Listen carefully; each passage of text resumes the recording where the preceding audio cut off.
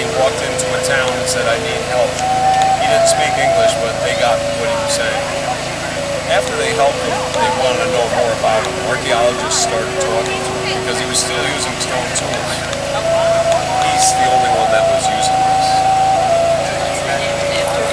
He has a museum out in Northern California called the Ishi Museum. He didn't know anything about nails. No idea they had no steel. He didn't want any part of it. But eventually he replaced this with nails, which gave him a better flaking. And he did some beautiful things with glass. In that museum, which he didn't have glass either, they gave him a piece of glass and said, "Can you do this out of glass?" Unbelievable. This guy was fantastic. So now nappers will use an Ishi Stick or a smaller pressure flaker. It's half the size about. I also use old files. I haven't seen anybody else use it, but you're getting the same effect. You right on the edge of this, and you pop off the flakes. A lot of those I use this. It just seems to do what I want it to do. Now what did they use around here? For this? Yeah. Deer antler and stone. Deer antler. Yep, that was it. This is an artifact of that same thing. This is thousands of years old.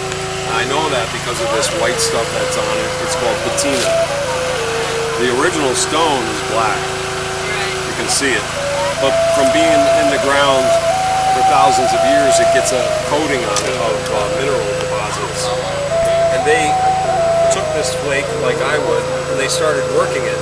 You can see where they were taking flakes off of it. This would have been used to scrape a hide, to take the flesh off of a hide. Nothing went to waste. You wouldn't want to throw it away because it takes too much work. Right, yeah. Yeah. That's interesting, huh? A lot of work. Good. Now, if you're talking ancestry for yourself, where we are here, it's the Six Nations, the Iroquois Nation.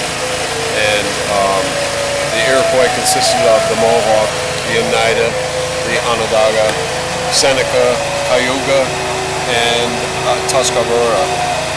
And the Mohicans are up in Stockbridge, Mass., which they would also be called the Muncies, from what I understand, the Muncie Mohicans. So here in upstate New York at the Saratoga area, this is all original land of the Iroquois people. And we like to come here and gather and teach people what we're all about, what life was like then and now. I mean, we're still carrying on with tradition.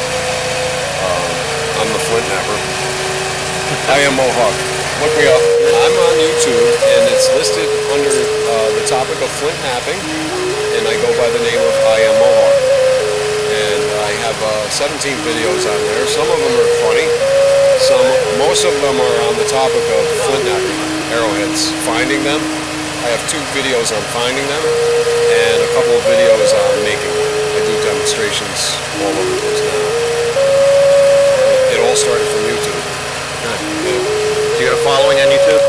I do. I have, right now, maybe 70 subscribers to my videos. Well in the tens of thousands of views.